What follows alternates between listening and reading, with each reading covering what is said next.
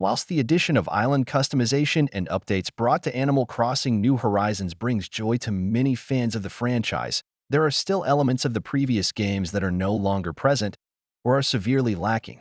Memorable characters, hilarious mottos, and nifty tools and gear, all never to appear again in Animal Crossing New Horizons.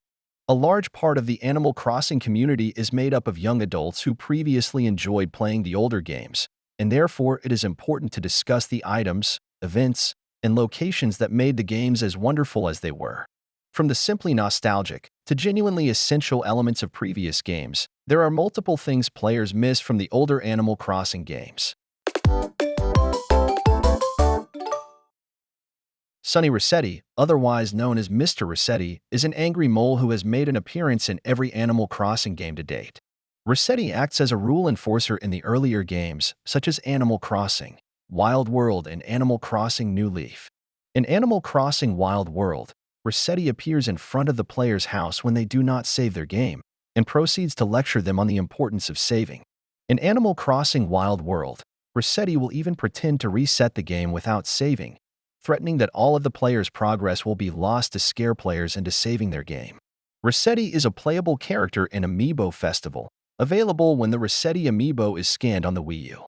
Sometimes when the player playing as Resetti lands on an event square in the Amiibo Festival board game mode, a random event specifically related to Resetti may appear.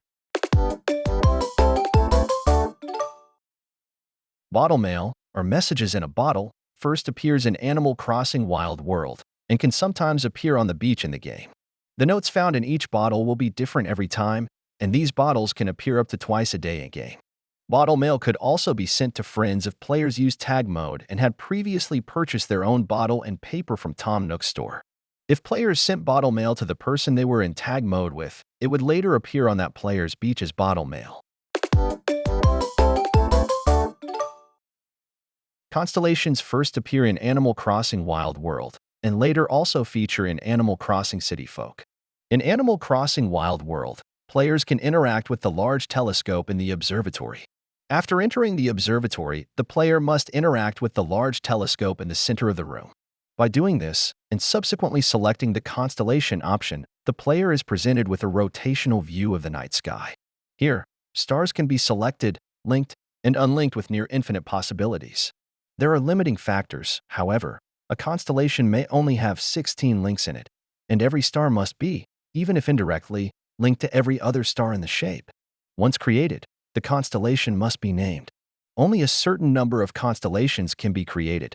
Each constellation has a peak viewing time. This time can be anywhere in the year and changes depending on whereabouts it was created. Constellations may also be edited and deleted.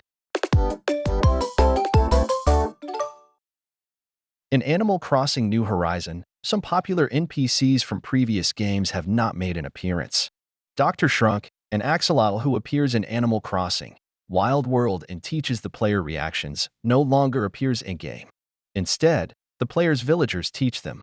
Joan, a boar who appears in the first Animal Crossing game and almost every game since, who sells turnips to players on Sundays, no longer appears in Animal Crossing New Horizons. Instead, the turnips are now sold by her granddaughter, Daisy May. Pete is a pelican who delivers mail in all of the Animal Crossing games prior to Animal Crossing New Horizons. It is clear that Pete does not have feelings for Pelly and City Folk, but seems to be interested in her sister, Phyllis, because she is more mature than her younger and nicer sister. When talking to him, he blushes while mentioning that Phyllis's perfume smells exotic, and giggles when he mentions that she said good night to him. New Horizons is the only game in the series to not feature the post office or its special characters in any way. However, letters can still be sent via the airport. Main Street is a shopping district in Animal Crossing New Leaf that players can visit by crossing the railway track at the top of their town. Main Street contains multiple stores and facilities that players can upgrade by completing mayor duties in their town. Nookling Junction, a store run by Timmy and Tommy, sells items ranging from tools to furniture and can be upgraded by completing mayor duties. Main Street is also home to the post office, the Able Sisters, Nook's Homes, the museum, the Happy Home Showcase, a photo booth, Kick Shoe Store, the gardening store, Club LOL, the Shampoodle, the Fortune Shop, and the Dream Suite. Fruit trees have existed in every Animal Crossing game to date, but the most recent addition to the series, Animal Crossing: New Horizons, does not include all of the fruit options the previous games included. Animal Crossing: New Leaf included all of the following fruits: apples, oranges, cherry, pears, peaches, coconuts, bananas, durians, lemons, lychees, grapes, persimmons, and mangoes. In Animal Crossing New Leaf, there was also the opportunity for players to grow and harvest perfect fruit, which looks slightly different from the normal fruit and sells for a higher price. Ores and gems were first introduced in Animal Crossing New Leaf and can be found by breaking a fake rock with a silver shovel. They can be sold or used to make custom furniture in-game. If players collect enough ore and gems and give them to Cyrus along with a crystal, then he can create a piece of custom furniture that reflects the type of ore or gem that the player gave them. The types of ores that can be found in-game include amethyst, ruby, sapphire, emerald, silver nugget, and golden nugget. Amethyst, ruby, sapphire, and emerald all retail for 2,000 bells, while silver nuggets retail for 3,000 and golden nuggets retail for 4,000 bells. Tortimer Island is a secondary location that players can visit in Animal Crossing New Leaf, which can be reached by taking a ride in Cap'n S-Boat. On this island, rare bugs and fish can be found limited to this island. Island tours can also be completed on Tortimer's Island to earn medals and result in the player playing mini-games such as balloon hunting, bug catching, diving tours, fossil hunting, hide and seek, and scavenger hunts. Tools such as shovels, axes, fishing rods, and watering cans can be found in all Animal Crossing games, but certain, less standard tools have not been included in Animal Crossing New Horizons.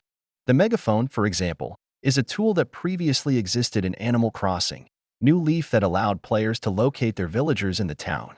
The Megaphone used voice recognition technology compatible with the Nintendo 3DS and allowed players to call out to certain villagers, locating them shortly after.